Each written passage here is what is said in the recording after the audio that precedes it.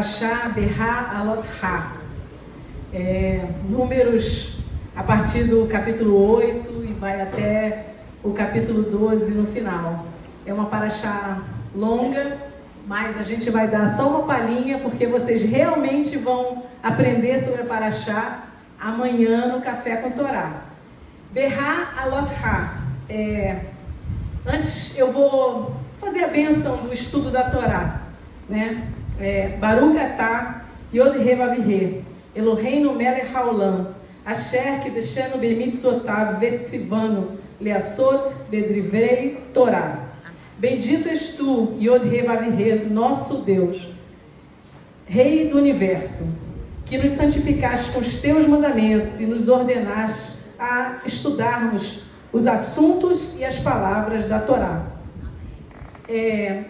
Berá Alot-Ha, quando acenderes, né? Ela trata no início ali do sumo sacerdote Arão, tendo que Deus falando para Moisés para falar com Arão, para ele acender as lâmpadas da menorá.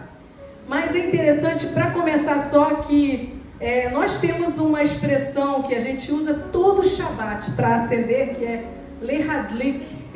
Lehadlik é propriamente acender, né, de ligar um fogo. Berá Alot-Ha tem um significado de ascender, de subida, né? Porque quando a gente trata de luz e fogo, a gente está tratando das coisas do alto, do eterno, e nós precisamos nos elevar para lidar com tudo que é do alto e do eterno. E nós temos um Provérbios 6:23 que diz assim: porque o mandamento é lâmpada e a Torá é luz, e as repreensões da instrução são caminhos de vida. Então a gente tem que o mandamento é lâmpada e a Torá é luz. Aquilo que... Obrigada. A luz é algo imaterial, né? A Torá, a instrução. A lâmpada é algo material, mais palpável, né? Então o mandamento, ele é a lâmpada, porque o mandamento é direto. Você tem aquela instrução e você pode viver aquela instrução, aquele mandamento, né? A Torá é o conjunto de instruções que elevam o nosso viver, né? A parashá, ela retrata uma jornada, né? As parashás, né, agora desse livro de Números, né, que em hebraico é Bamidbar, no deserto, né? Elas falam de uma jornada. E as jornadas do povo de Deus, de fato, são sobre as nossas vidas, sobre o nosso viver. Coisas que a gente precisa aprender na nossa caminhada, para que com as correções que eles sofreram, nós não precisemos cometer os mesmos erros para crescermos, né? Porque o deserto é esse lugar. Ele é um lugar de provação, ele é um lugar também de crescimento. Ele é um lugar onde Deus nos chama a aprendermos a ouvir a voz dele e aprendermos a sermos dependentes dele, escolhendo obedecer. Então, essa caminhada no deserto, ela é mais rápida ou mais curta. Quando a nuvem ela pousava, as pessoas ficavam acampadas. Quando a nuvem se movia, elas eram convidadas, elas precisavam viajar, né? Desarmar a tenda e viajar. E o tempo que elas ficariam acampadas, o tempo que a nuvem permanecesse, poderia ser um dia, poucos dias, um mês, um ano.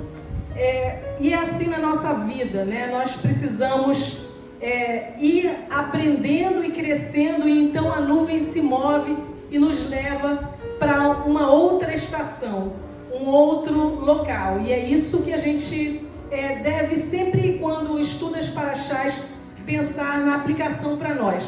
Mas hoje eu separei para que nós falássemos de dois personagens que são pouco falados, né? Que é uma parte da parashá E eu queria ler para vocês Números, capítulo 11, a partir do verso 23 até o 29, porque nós vamos falar de dois sujeitos que são citados aqui pelo nome.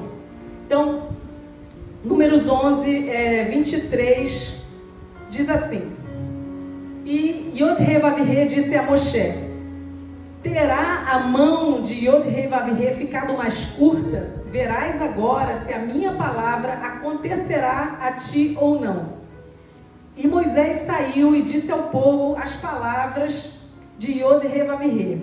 E reuniu 70 homens dos anciãos do povo e os colocou ao redor do tabernáculo.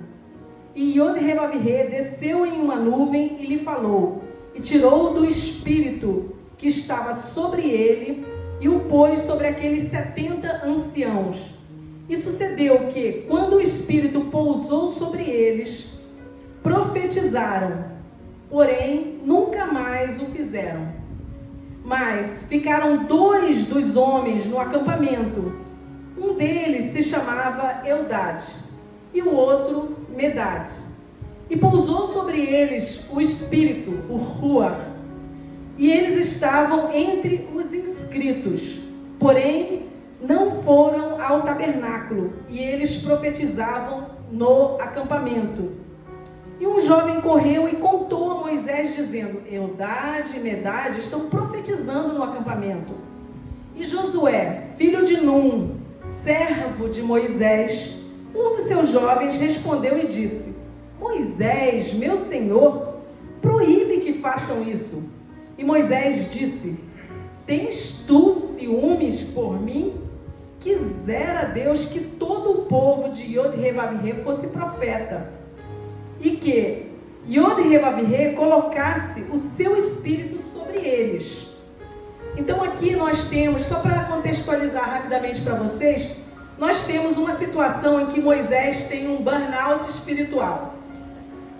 As pessoas, mais uma vez, elas murmuram de já estava muito melhor no Egito, quase delirantemente, né? A gente tinha tudo de bom lá, quando na verdade nós sabemos que eles clamaram aflitos, né? Clamaram pelo socorro e Deus ouviu e enviou Moisés para libertar o povo daquela aflição.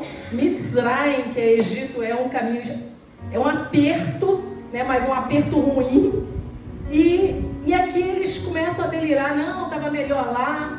Enfim, eles murmuram. E Moisés, ele diz: Senhor, fui eu que gerei esse povo, por que eu tenho que sofrer tanto assim? Eles nunca estão satisfeitos. Porque na verdade, quando nós vamos para os nossos desejos carnais, quaisquer que sejam eles, mesmo que a gente imagine: se eu tiver uma casa de férias, aí eu vou ser feliz. Hoje em dia eu não sou tão feliz porque me falta uma casa de férias. Eu só tenho a minha casa que eu... Aí você alcança aquilo e aquilo não te faz feliz. Por quê? Porque coisas materiais, elas não conseguem preencher aquilo que é espiritual. Algo que só Deus e o seu espírito consegue preencher. Então, quando você vai para... Tira teus olhos das coisas espirituais e você vive a tua vida no plano meramente material, você está fadado a uma insatisfação cada vez maior, né? E o antídoto disso é a gratidão, é você olhar para o alto, guardar os mandamentos, viver aquilo que Deus te chama a viver e exercendo gratidão. Então, ele traz esse contentamento, né, que nós precisamos ter. Mas vamos lá para a Eldade e Medade, né? Então, para esse burnout, Deus disse assim: olha, eu quero que você eleja os 70 anciãos do povo, aqueles que têm bom testemunho geral, são, né, líderes, cabeças, né, e tem bom testemunho do povo. E aí diz a doutrina rabínica, né, que Moisés chamou 6 de cada uma das 12 tribos. 6 vezes 12, 72. Mas Deus disse que ele ia colocar 70 anciãos para ajudarem Moisés nesse mistério dele de liderar. Gente, não é pouca coisa não, 3 milhões de pessoas. Então, Moisés fez assim. E a tenda de Moisés, se vocês forem lá em Êxodo 33, a tenda que a nuvem pousava era uma tenda que Moisés tinha fora do acampamento. Não era ainda o tabernáculo, não era propriamente o tabernáculo onde Arão e os sacerdotes oficiavam. Nessa tenda de Moisés, Josué tinha livre acesso, estava sempre lá. E era nessa tenda, mas tabernáculo do encontro, que tudo isso se passa. E Moisés chama, seguindo a instrução do Eterno, os 70 anciãos para fora do acampamento e diz: olha, você vai impor suas mãos sobre eles e eu vou tirar parte do ruar que está sobre ti e vou colocar sobre esses 70 anciãos. E é onde fica Eldad e Medad nessa história, porque diz aqui o que eu li, que eles não foram, eles permaneceram no acampamento. Eles não foram ter com Moisés fora do acampamento, né? Eles ficaram. E como entender isso? Eles ficaram e aqueles 70, eles receberam do Espírito.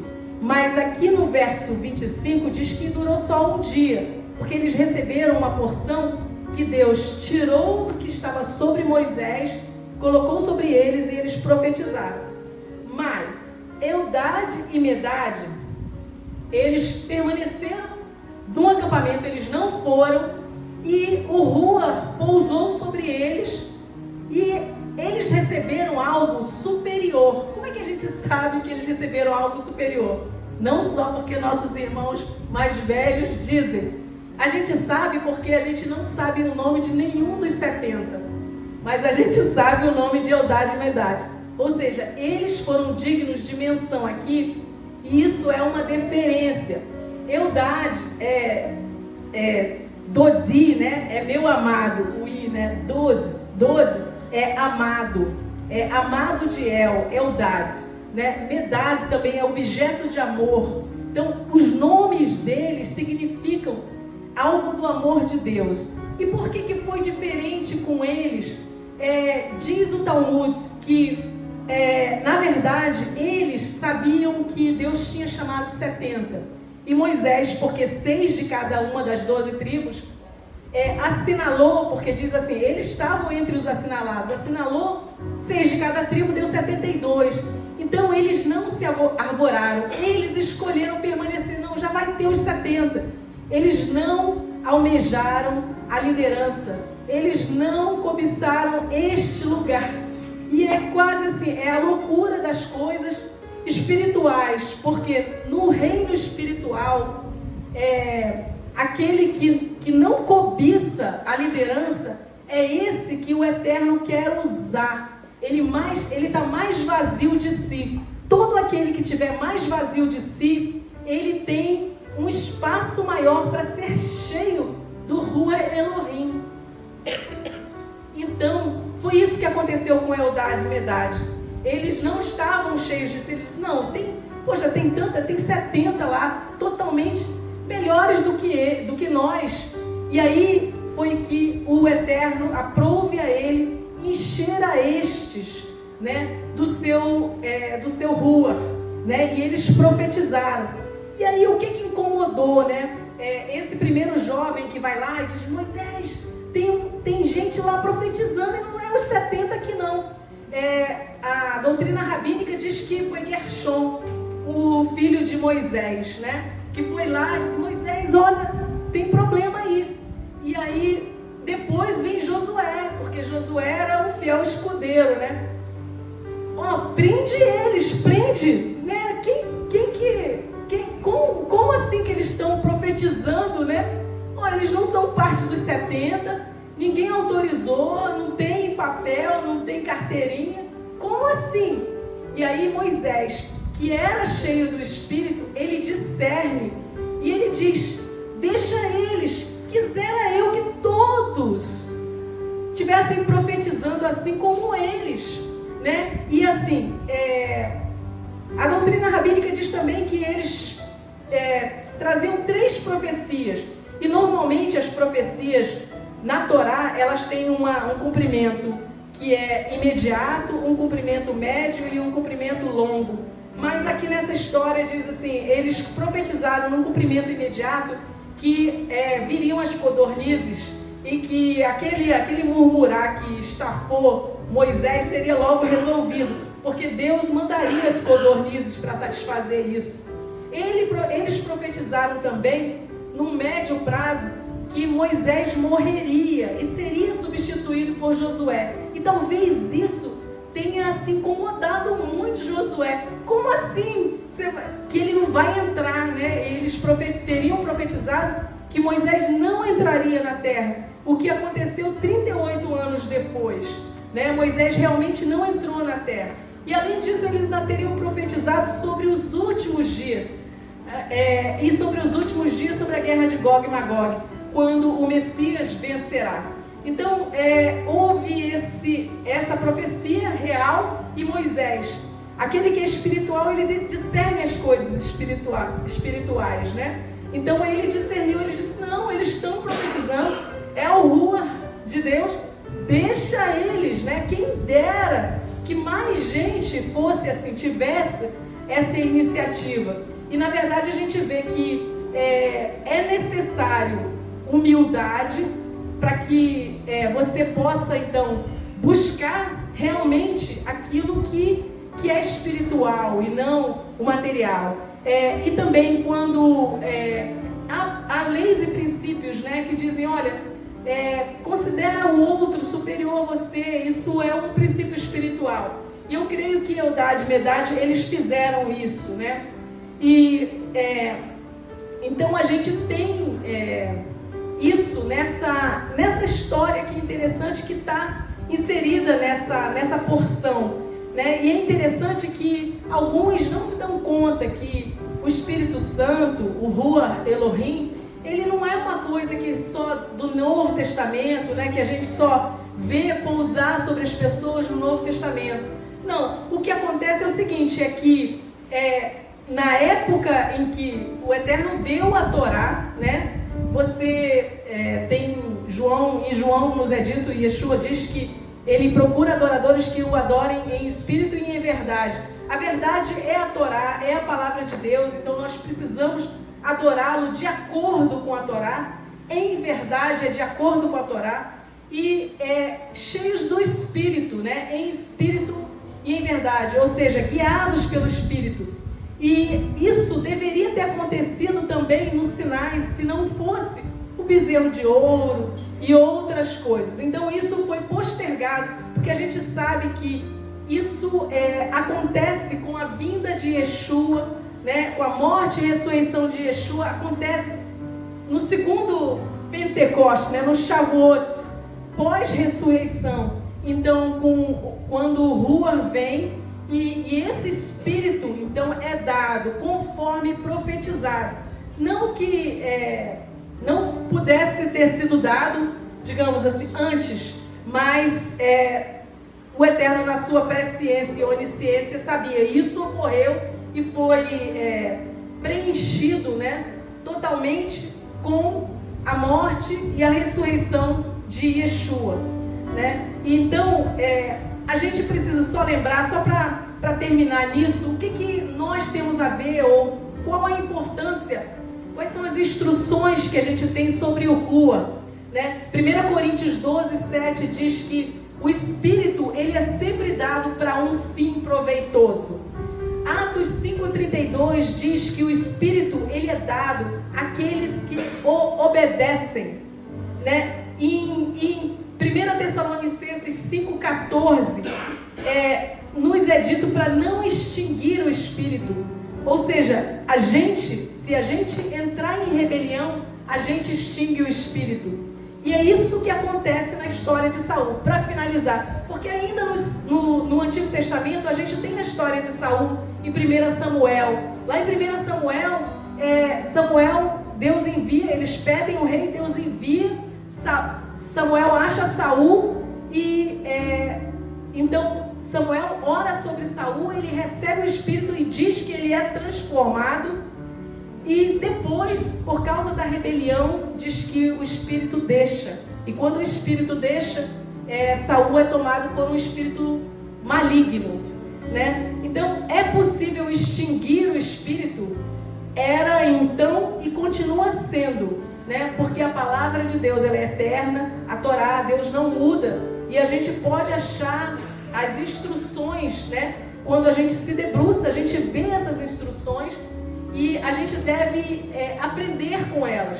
Já havia a profecia, né, de Joel, que o Espírito seria derramado sobre toda a carne, os jovens profetizariam, os velhos teriam visões e sonhos, enfim. E isso Pedro fala em Shavuot, em Pentecostes, que isso começa a acontecer, e é uma profecia que ainda aguarda a plenitude em nós hoje, né? Então a gente deve buscar, pedir, almejar as coisas espirituais quando a gente lida com o mundo espiritual. E Eldad e Medad nos mostram isso. Deus os escolheu porque eles não cobiçaram cargos, liderança, títulos, nomes.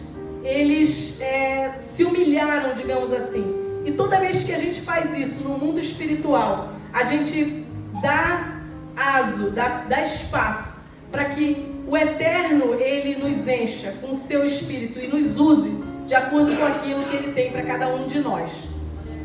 E assim a gente encerra aqui. Shabbat Shalom.